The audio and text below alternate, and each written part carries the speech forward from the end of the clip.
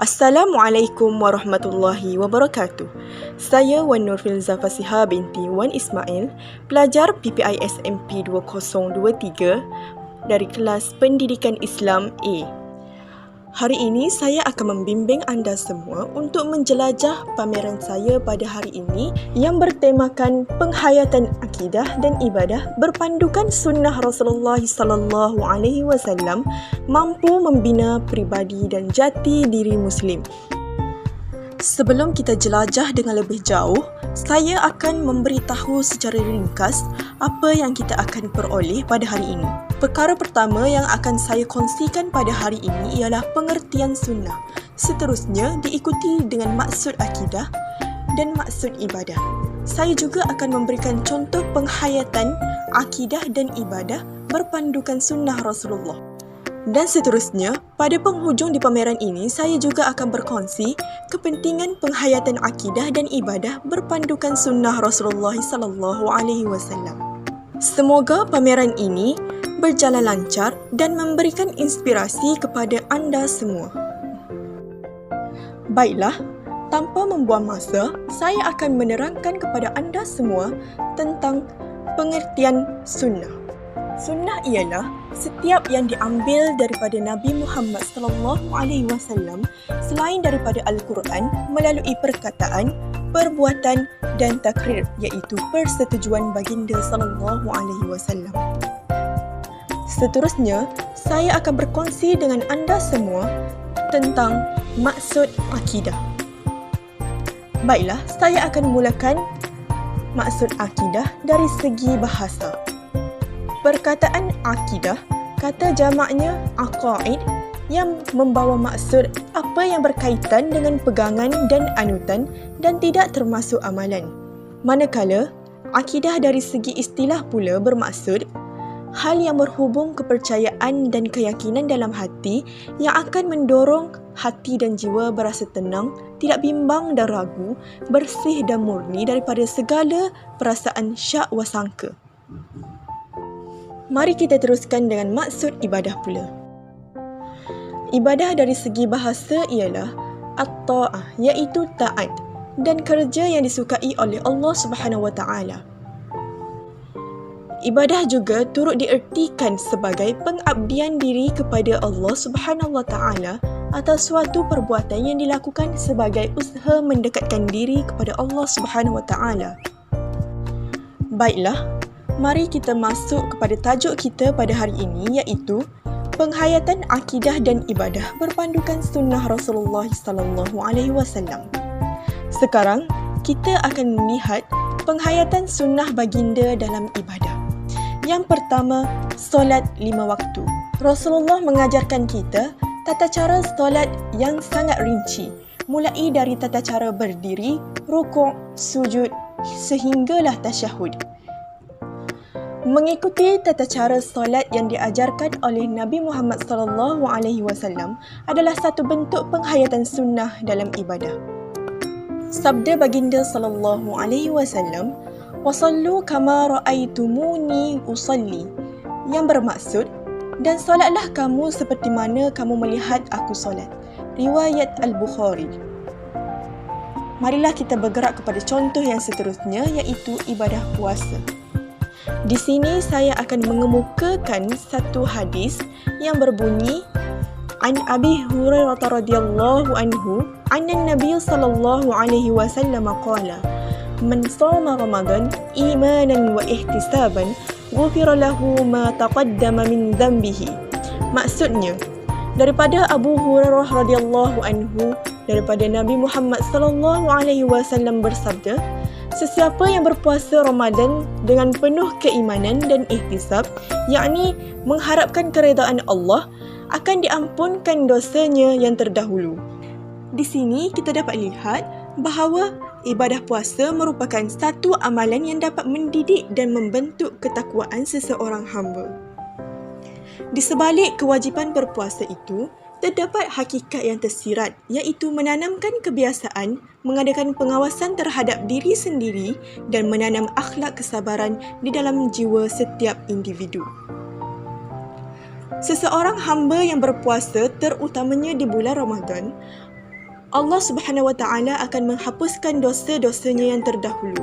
Dan apabila dosa seseorang hamba itu diampunkan, maka hamba itu akan lebih dekat dengan ketakwaan. Bagi meneruskan pameran ini, saya akan menerangkan tentang penghayatan sunnah baginda sallallahu alaihi wasallam dalam aspek akidah pula. Yang pertama ialah tauhid, yakni keesaan Allah Subhanahu Wa Taala. Rasulullah sallallahu alaihi wasallam mengajarkan konsep tauhid yang merupakan dasar akidah dalam Islam.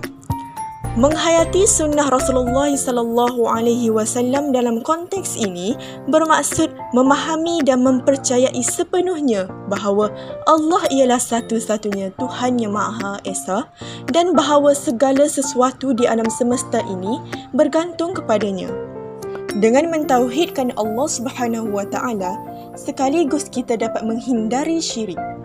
Salah satu ajaran penting Nabi Muhammad sallallahu alaihi wasallam adalah larangan terhadap syirik, iaitu mengaitkan sesuatu atau seseorang dengan Allah Subhanahu Wa Taala dalam ibadah atau pengabdian. Menghayati tauhid sebagaimana yang diajarkan oleh Rasulullah sallallahu alaihi wasallam membantu umat Islam untuk menjauhkan diri daripada perilaku syirik. Sabda baginda sallallahu alaihi wasallam, akbarul kabairil isyraku billah, yang bermaksud dosa besar yang paling besar adalah menyekutukan sesuatu kepada Allah. Apa yang kita dapat simpulkan di sini ialah pemahaman dan penghayatan tauhid membantu memperkuatkan iman seseorang muslim. Keyakinan yang kuat dalam keesaan Allah Subhanahu Wa Taala adalah dasar daripada iman yang kukuh dan dapat membantu seseorang mengatasi ujian dan tantangan dalam hidup. Contoh yang seterusnya bagi penghayatan akidah berpandukan sunnah Rasulullah sallallahu alaihi wasallam ialah beriman kepada hari kiamat. Penghayatan sunnah Rasulullah sallallahu alaihi wasallam dalam akidah juga mencakupi keyakinan kepada hari kiamat, hari perhitungan amal perbuatan manusia, neraka, syurga dan keadilan Allah Subhanahu Wa Taala dalam memberikan balasan atau siksaan berdasarkan perbuatan manusia sepanjang hidupnya.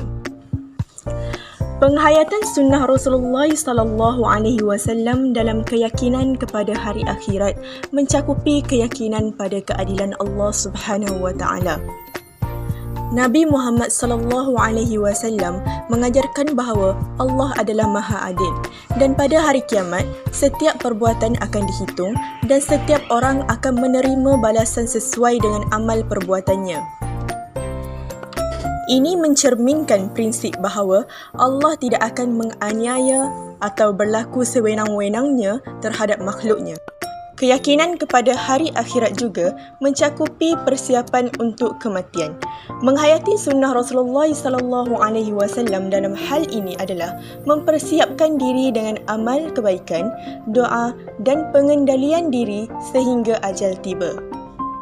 Sabda baginda sallallahu alaihi wasallam, badiru bil a'mal sittan, ad-dajjal wad-dukhan wad-dabbat al-ardi wa tulu'i syamsi min maghribiha wa amra al-ammah wa khuwaisata ahadikum. Maksudnya, bersegeralah dalam beramal sebelum datang 6 perkara. Dajjal, asap, dabah yang melata di bumi, terbit matahari dari barat, urusan umum yakni kiamat dan perkara khusus daripada kalangan kamu yakni kematian. Sekarang, sudah di penghujung pameran, saya akan menerangkan tentang kepentingan penghayatan akidah dan ibadah berpandukan sunnah Rasulullah sallallahu alaihi wasallam. Yang pertama, mendekatkan diri kepada Allah. Rasulullah adalah teladan yang sempurna dalam taat kepada Allah dan mengikuti contohnya membantu umat Islam untuk lebih mendekatkan diri kepadanya. Yang kedua, kebenaran dan kepastian. Sunnah Rasulullah sallallahu alaihi wasallam ialah sumber utama hukum dan tata cara dalam Islam. Mengikuti sunnah adalah untuk memastikan bahawa keyakinan dan ibadah yang dilakukan oleh seseorang Muslim sesuai dengan ajaran yang benar dan sahih. Yang terakhir ialah kesucian ajaran. Rasulullah sallallahu alaihi wasallam adalah utusan Allah Subhanahu wa taala dan mengikuti sunnahnya adalah cara untuk menjaga kesucian ajaran Islam. Ini membantu dalam menjaga integriti ajaran Islam dan mencegah penyimpangan dari ajaran asli. Kesimpulannya, Nabi Muhammad sallallahu alaihi wasallam adalah teladan yang sempurna dalam ibadah, moral dan etika. Oleh itu, mengikuti ajarannya adalah cara yang paling tepat untuk menjalani kehidupan sesuai dengan ajaran Islam. Akhir kalam, penghayatan akidah dan ibadah berdasarkan sunnah adalah bentuk ketaatan kepada ajaran Allah. Ini menciptakan hubungan yang mendalam antara seorang Muslim dan Tuhannya.